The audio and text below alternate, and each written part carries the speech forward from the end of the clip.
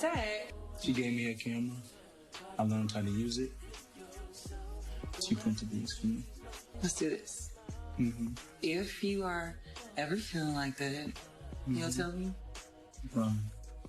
If you promise to do the same. I would never over you. I'm not gonna do that. I believe you.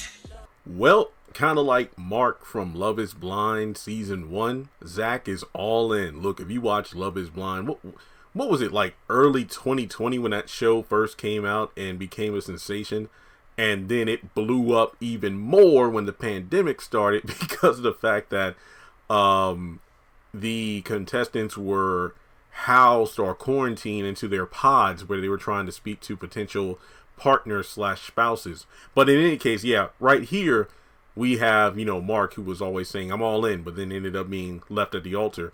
In this situation, we have Zach telling Fatima that he's all in. One of the things he said in the previous episode on there, I like to call it the Fatima couch session. I think that was my name for the scene where Zach and Fatima are on the couch before he leaves to go play basketball. And basically, he talked about how he liked watching Fatima sleep. Like, no, that's creepy. And it's like, no, it's like, you don't, joking around about snoring and drool and that kind of stuff. But Zach took it to the next level. And look, I know people don't like it when I compare Zach and Gary, but I think that these two are both men of action. Like, they pay attention to certain details that the woman in their lives either says they like, or when the guy says something that they like about the woman, they actually follow through on it. Just like, Gary's surprise wedding. Andy was like blown away because I told him what my dream wedding looked like a while ago, and it turned out everything that occurred at this surprise wedding was exactly what I said it was, or I said or hoped it would be.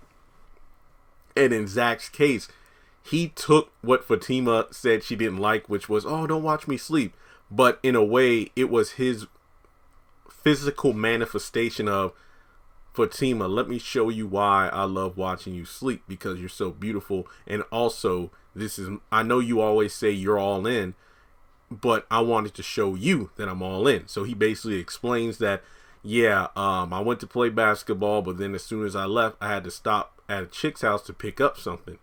And it was a friend, unnamed woman, who is a photographer. She let me borrow her camera, which I learned how to use. And after I learned how to use it, I took the photos of you, went by, let her develop the photos, and that's why I had to stop by to pick them up. And basically, she said, this is creepy but romantic. And that reminded me of, like Justin on the Haves and the Have-Nots, where he had like a collage of Jeffrey, which was straight up creepy as hell. I mean, obviously there are differences.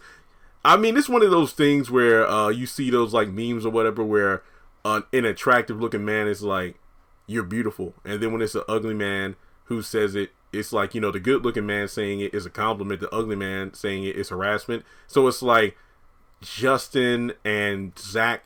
I think there's a massive difference there due to the tendencies of both men and how they view their potential partners.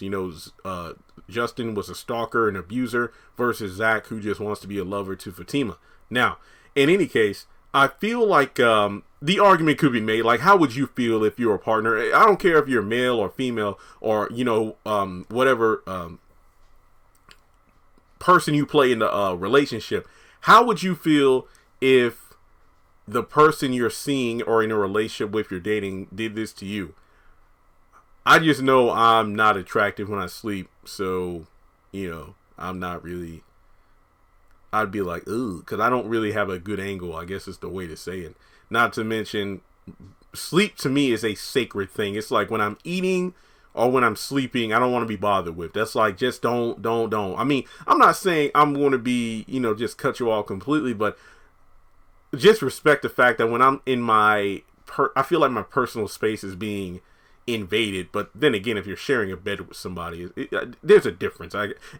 I've been single too long. That's probably the thing, and I get it. But I just feel like overall, I wouldn't really like it. But to actually have that person in my life say, I know you don't feel this way about yourself, but this is why. This is one of the things I think is beautiful about you. Yeah, the sentiment was definitely there and definitely sweet. And just a side note here, and I'm not trying to say this to trash on Karen and Aaron because, look, fans, we do that enough as it is.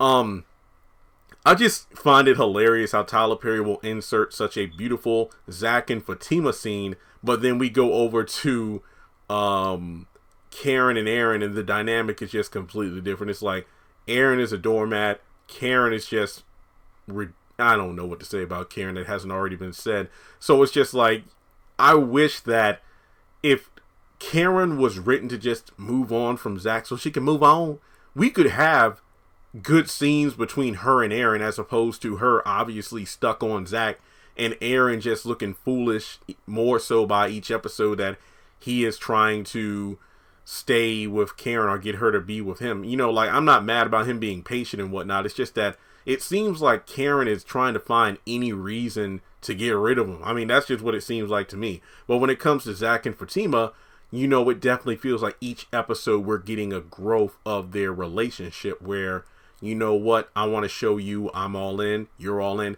And I guess to say the real meat of this conversation, like the meat and potatoes, I just love that saying. It's cold outside and all I think about is potatoes too. But the meat and potatoes of their discussion in the bathroom was, you know what, I'm not going to F you over. Don't say that, Zach. Okay, fine. How about this? If you ever get those feelings, you talk to me first. Okay, if you do the same. This reminded me of The Game Season 2. I think the episode was called Jerome Wasn't Built in a Day, or was it another episode? Basically where Melanie is begging Jerome, the boyfriend she had after her and Derwin broke up due to the Drew Sidor thing. Basically, Melanie in the middle of the street was begging Jerome. This was at nighttime, by the way, so it wasn't a lot of traffic. She was like, please break up with me before you cheat on me. But then next thing you know, Melanie is caught in a lie when she does the exact same thing to Jerome, where she actually slept with Derwin behind his back. But in any case, I guess the main agreement here is, Zach, if you ever feel like I'm not the one, or if you want to be with someone else, tell me before you F me over. That's essentially what's going on here. So I'm glad that agreement is made, but then in the promo for this week's episode, where she's like, who the is Angie? It's like, I hope it's not one of those things where Fatima starts to get semi-paranoid or thinks that any female that Zach talks to that isn't her is a potential female that Zach will get with to screw her over, which goes against the agreement, the pact they made in the bathroom. But hopefully it doesn't go that route. So in any case, I thought this was a great scene. I can understand how some people find it kind of creepy, but it was just a beautiful gesture. It's one of those things where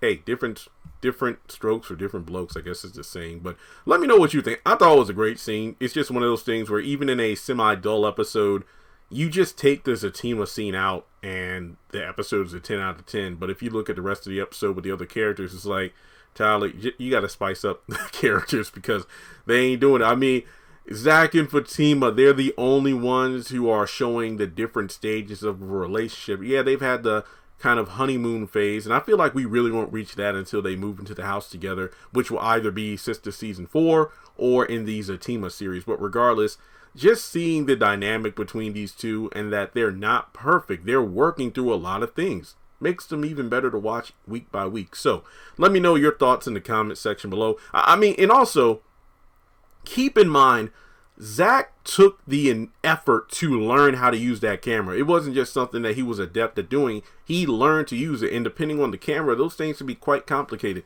All the photos he took, there had to be some sort of like night vision or something, because despite Fatima being asleep with all those pictures, and if he had the flash on, this woman would have been blinded in her sleep, even with her eyes closed. But regardless, guys, thanks so much for tuning in. Fatima for the win. Let's see what they bring to the table this week. Make sure you take a moment to hit the thumbs up button to show you like the video. Hit subscribe. We are less than 500 people away from 200,000 subscribers on the channel. Follow me on social media. Links are in the description below. Hit that bell icon and select all. That way you are aware whenever I post content on the channel. And if you would like to donate, feel free to do so on PayPal or Cash App.